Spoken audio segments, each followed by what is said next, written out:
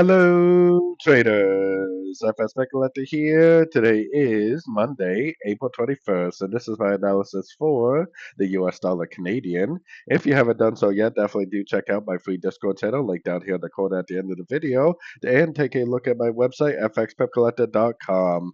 Make sure to watch the video on my homepage so that way you can learn more about becoming a member of my website.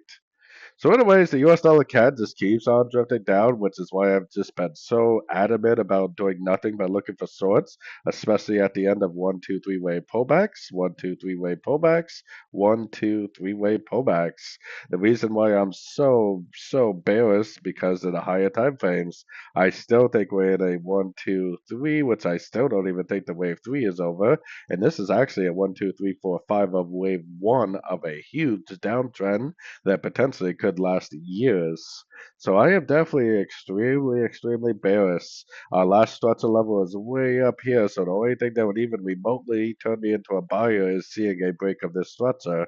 Otherwise, any move that I do see to the upside, I would be looking at is possibly just another pullback within a big wave 3 downtrend. Most likely a wave 3 of wave 1 based on the weekly and the monthly time frame. So the trend is your friend as always, and I definitely recommend looking for shorts at the end of every pullback I see. So anyways, don't forget to like and subscribe, and as always, thank you for watching and happy trading.